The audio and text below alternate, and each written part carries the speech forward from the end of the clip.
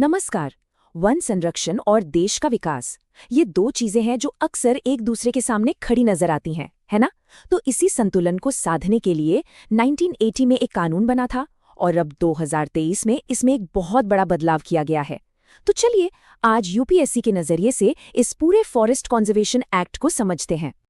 और यही तो वो बड़ा सवाल है जिसके इर्द गिर्द सारी बहस घूमती है। सोचिए, एक तरफ है हमारे जंगल जो सच में देश की सांसें हैं, और दूसरी तरफ है विकास की तेज रफ्तार जो आज के समय की जरूरत भी है। तो ये जो फॉरेस्ट कंजर्वेशन एक्ट है ना, वो इसी मुश्किल बैलेंस को बनाने की एक कोशिश है। और 2023 का जो संशोधन आया है वो इस संतुलन को एक बिल्कुल नई दिशा दे रहा है। ठीक है, तो देखते हैं कि आज हम क्या क्या कवर करने वाले हैं।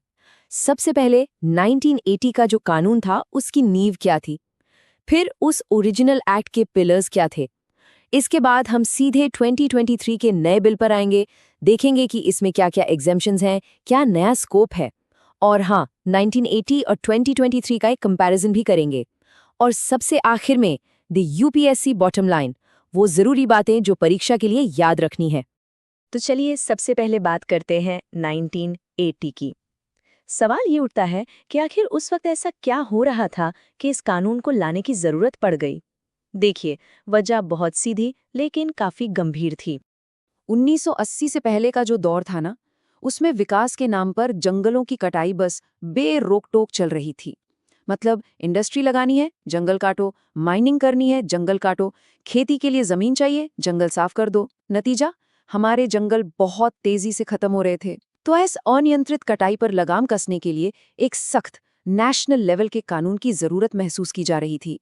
तो इस बड़ी समस्या को रोकने के लिए 1980 का जो ये एक्ट आया, वो अपने साथ कुछ ऐसे बुनियादी नियम लेके आया जिन्होंने, सच कहूं तो, भारत में फॉरेस्ट मैनेजमेंट का पूरा तरीका ही बदल कर रख दिया। इसमें सबसे पहला बदलाव था पावर का सेंट्रलाइजेशन। मतलब अब स्टेट गवर्नमेंट्स की जगह सेंट्रल गवर्नमेंट ये तय करने लगी कि जंगल की जमीन का इस्तेमाल नॉन फॉरेस्ट कामों के लिए होगा या नहीं। किसी भी प्रोजेक्ट के लिए अगर फॉरेस्ट लैंड चाहिए तो पहले केंद्र से मंजूरी लेनी पड़ेगी। और इसी एक नियम ने अंधाधुंध कटाई पर एक बहुत मजबूत ब्रेक लगा दिया। और इसी कानून का एक बहुत ही इंटरेस्टिंग पहलू था कॉम्पेंसेटरी एफोरेस्टेशन का कॉन्सेप्ट। मतलब एकदम सीधा था, अगर कोई विकास के लिए जंगल का एक टुकड़ा लेता है तो उसकी भरपाई करनी होगी। कैसे? कहीं और उतनी ही जमीन पर नए पेड़ लगाकर। ये एक तरह से पेड़ के बदले पेड़ वाला सिद्धांत था। लेकिन ये जो मुआवजा था ना, वो सिर्फ काटे गए पेड़ों की लकड़ी की कीमत नहीं थी। नहीं, इसके लिए एक बहुत ही साइंटिफिक तरीका अपनाया गया, नेट प्रेजेंट वैल्यू, जिसे हम एनपीवी कहते हैं। अब इसे ऐसे समझिए, एक पेड़ सिर्फ लकड़ी का टुकड़ा नहीं है ना?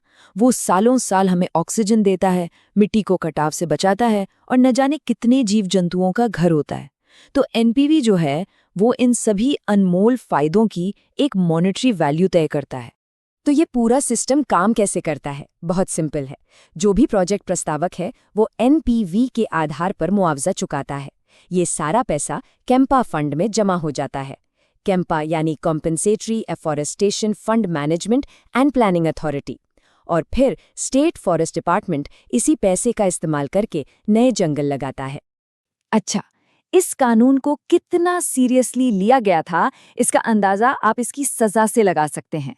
अगर कोई नियमों को नहीं मानता तो उसे 15 महीने तक की, जी हाँ, 15 महीने तक की जेल हो सकती थी।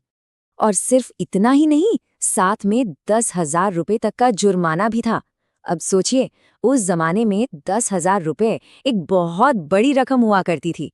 फिर जैसे जैसे समय बीता इस कानून का दायरा और बड़ा किया गया। 1988 में डीम्ड फॉरेस्ट का कॉन्सेप्ट लाया गया। अब ये डीम्ड फॉरेस्ट क्या है? ये वो ज़मीनें थीं जो सरकारी रिकॉर्ड में तो फॉरेस्ट के तौर पर दर्ज नहीं थीं, लेकिन असल में वहाँ पर घने जंगल जैसे पेड़ पौधे उगाए थे। तो इस बदलाव ने ऐसे अनकहे जंगलों को भी एक लीगल प्रोटेक्शन दे दी। तो ये तो थी 1980 की कहानी। अब फास्ट फॉरवर्ड करते हैं लगभग 4 दशक आगे, साल 2023 में। इस साल इस कानून में एक बहुत बड़ा बदलाव लाया गया। तो चलिए अब ये समझते हैं कि आखिर इस नए बिल की जरूरत पड़ी ही क्यों। देखिए, इस बदलाव के पीछे मोटे तौर पर 2 बड़ी वजहें थीं। पहली वजह है क्लाइमेट चेंज। हमारी जो इंटरनेशनल कमिटमेंट्स हैं, उनके लिए हमें कार्बन सिंक बढ़ाने हैं, मतलब ऐसे जंगल जो कार्बन को सोख सकें। और दूसरी वजह है देश की स्ट्रेटेजिक सिक्योरिटी। हमारी सरहदों पर तेजी से सड़कें और इंफ्रास्ट्रक्चर बनाना अब एक बहुत बड़ी जरूरत बन गया है। तो 2023 के इस नए संशोधन में बदला क्या है? चलिए अब इसके सबसे जरूरी और हाँ कुछ हद तक विवादास्पद बदलावों पर एक नजर डालते हैं। सबसे बड़ा और सबसे ज्यादा डिस्कस किया जाने वाला बदलाव है नेशनल सिक्योरिटी और स्ट्रेटेजिक इंपॉर्टेंस वाले प्रोजेक्ट्स को दी गई छूट। साफ सीधा मकसद है कि देश की सुरक्षा को मजबूत करने वाले कंस्ट्रक्शन प्रोजेक्ट्स में तेजी लाई जा सके। और ये छूट कितनी बड़ी है? ये छूट इंटरनेशनल बॉर्डर्स या लाइन ऑफ कंट्रोल से 100 किलोमीटर के दायरे में आने वाली जमीन पर लागू होगी। 100 किलोमीटर्स! इसका सीधा मतलब ये है कि इस बेहद संवेदनशील इलाके में स्ट्रेटेजिक प्रोजेक्ट्स को अब फॉरेस्ट क्लियरेंस की लंबी और सख्त प्रक्रिया से नहीं गुजरना पड़ेगा।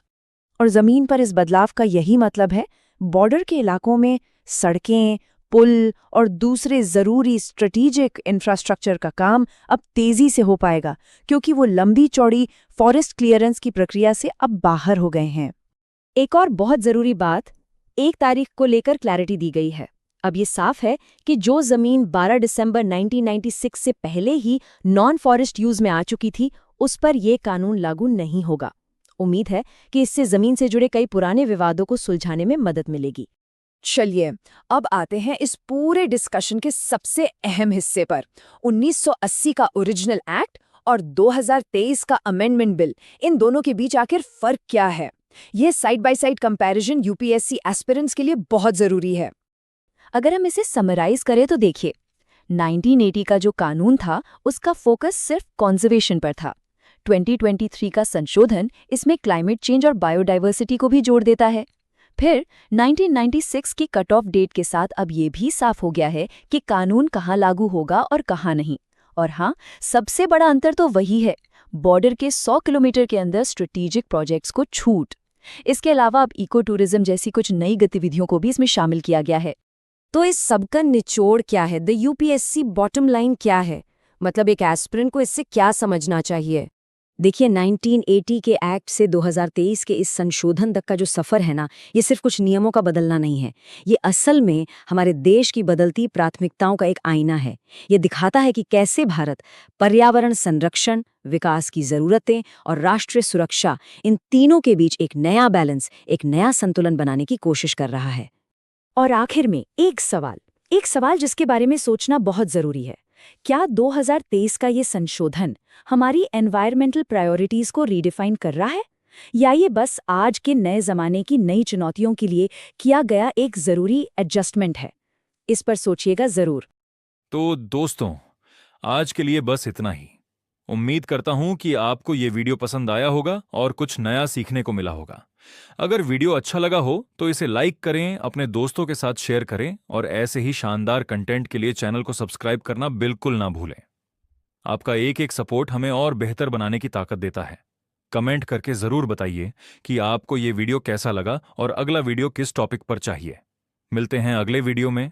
तब तक के लिए अपना ध्यान रखें, सीखते रहें और आगे बढ़ते रहें। धन्यवाद।